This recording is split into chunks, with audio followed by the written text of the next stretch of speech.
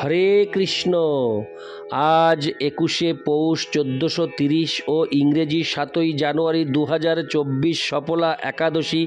এই সফলা একাদশীর দিন আমি শ্রীমদ্ ভাগবতম পাঠ করছি। আজ আমি পাঠ করব শ্রীমদ্ ভাগবতমের দ্বিতীয় স্কন্দ পঞ্চম অধ্যায় সর্বকারণের শ্লোক 21 ও 22।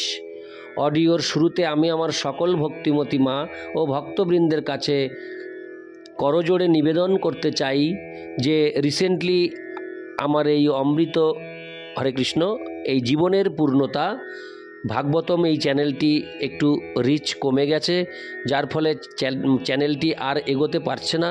তাই আপনাদের সবার কাছে আমার করজোড়ে অনুরোধ, আপনারা এই চ্যানেলটিকে সাবস্ক্রাইব, লাইক ও কমেন্টস করে আরও সামনের দিকে এগিয়ে যেতে সহযোগিতা করুন।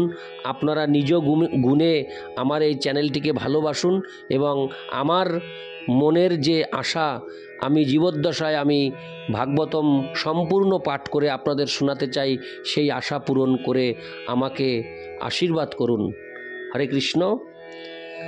নারায়ণ হে নারায়ণ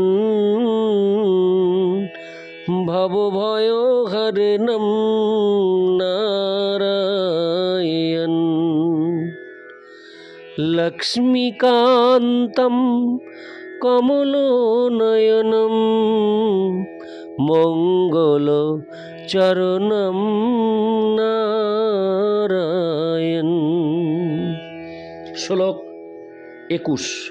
কালং কর্ম স্বভাবঞ্চ মায়েশো মায়য়া সয়া আত্মনো যদৃচ্ছয়া প্রাপ্তং বিভুভূষুরূপদতে। হরে কৃষ্ণ। আরেকবার পাঠ করছি। কালং কর্ম স্বভাবঞ্চ মায়েশো মায়য়া সয়া আত্মনযদৃচ্ছয়া প্রাপ্তং বিভুভূষুরূপদতে।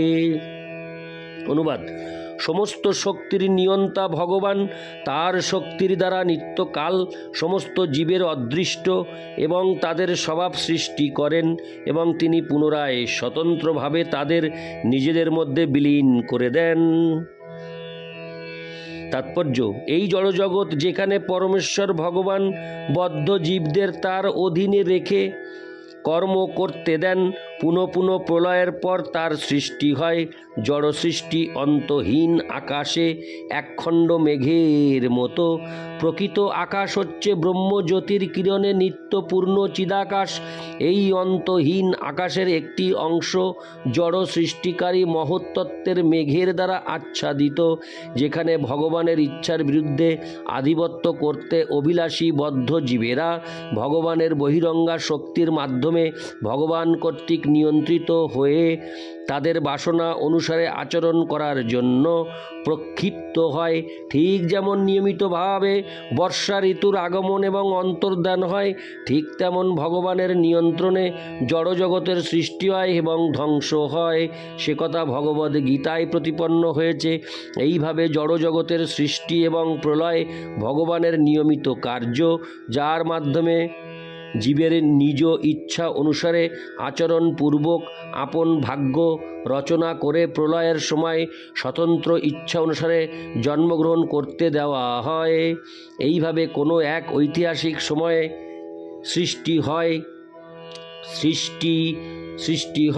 সৃষ্টি এবং প্রলয়ের প্রক্রিয়াকে বলা হয় অনাদি। তার যে কখন প্রথম সৃষ্টি হয়েছিল তা আমাদের জানা নেই, কেননা আংশিক সৃষ্টিরও স্থিতি হচ্ছে 8,6,4,0,0,0,0,0,0 বছর। কিন্তু বৈদিক শাস্ত্রে বর্ণিত সৃষ্টির নিয়ম হচ্ছে যে তা ভগবানের ইচ্ছা অনুসারে কিছু সময়ের পর পুনরায় ধ্বংস হয়ে যায়। সমগ্র জড় সৃষ্টি এমনকি চিন্ময় জগৎও ভগবানের শক্তির প্রকাশ। ঠিক যেমন তাপ এবং আলো আগুনের শক্তির বিভিন্ন প্রকাশ, ভগবান তাই তার শক্তির বিস্তারের মাধ্যমে নির্বিশেষ রূপে বিরাজ করেন এবং সমগ্র সৃষ্টি তার নির্বিশেষ রূপের আশ্রয়ে অবস্থিত, কিন্তু তা সত্ত্বেও তিনি গৌণরূপে নিজেকে পৃথক রাখেন। তাই ভ্রান্তভাবে কখনো মনে করা উচিত নয় যে তার অন্তহীন নির্বিশেষ প্রকাশ রয়েছে বলে তার সবিশেষ রূপ নেই। তার নির্বিশেষ রূপ তার শক্তির প্রকাশ, এবং তার অন্তহীন নির্বিশেষ শক্তিতে নিজেকে বিস্তার করা সত্ত্বেও তিনি তার সবিশেষ রূপে নিত্য বিরাজমান। সমগ্র সৃষ্টি যে কিভাবে ভগবানের শক্তির আশ্রয়ে বর্তমান তা ধারণা করা ক্ষুদ্র বুদ্ধি সম্পন্ন মানুষের পক্ষে দুষ্কর, কিন্তু সে সম্বন্ধে ভগবদ্গীতায় ভগবান একটি অত্যন্ত সুন্দর দৃষ্টান্ত দিয়েছেন, যেখানে বলা হয়েছে যে বায়ু এবং পরমাণু সমস্ত জড় সৃষ্টির বিশাল আকাশের আধার স্বরূপ আশ্রিত হলেও আকাশ তার দ্বারা প্রভাবিত না হয়ে স্বতন্ত্র ও অবিকৃত থাকে। তেমনি ভগবান তার সৃষ্টির দ্বারা সৃষ্ট সব কিছুর আশ্রয় হলেও সর্বদা তাদের থেকে স্বতন্ত্র থাকেন। নির্বিশেষবাদীর মহান সমর্থক শঙ্করাচার্য সে কথা স্বীকার করেছেন। তিনি বলেছেন, নারায়ণ পরহ্যক্তাৎ, অর্থাৎ নারায়ণ তার নির্বিশেষ সৃষ্টি শক্তির অতীত। সেইভাবে প্রলয়ের সময় সমগ্র সৃষ্টি নারায়ণের দিব্য শরীরে লীন হয়ে যায়। হরে কৃষ্ণ।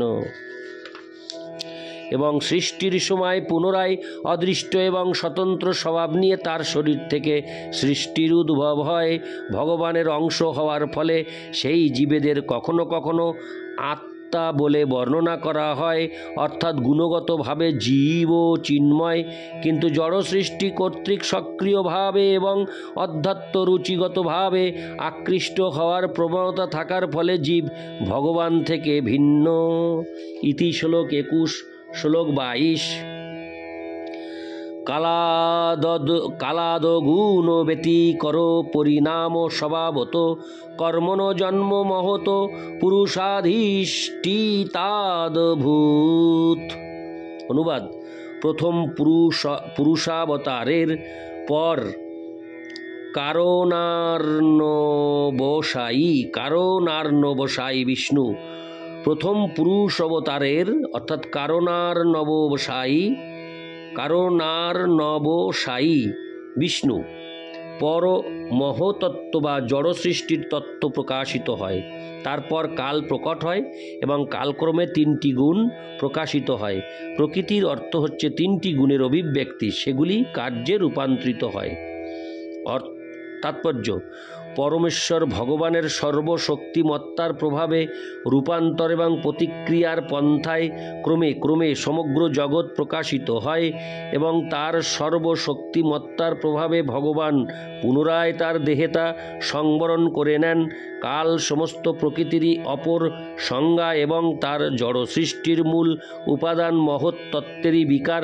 সেই সূত্রে কালকে সমগ্র সৃষ্টির প্রথম কারণ বলে মনে করা যেতে পারে, এবং প্রকৃতির রূপান্তরের ফলে জড়জগতে বিভিন্ন কার্যকলাপ দৃষ্টিগোচর হয়।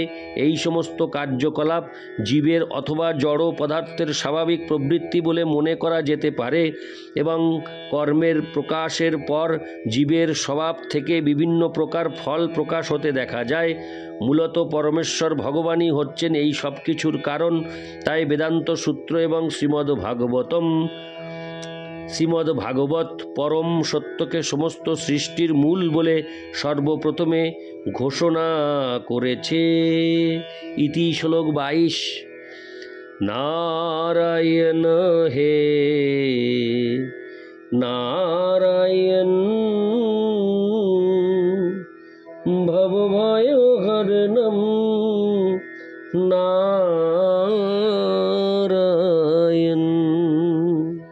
হরে কৃষ্ণ।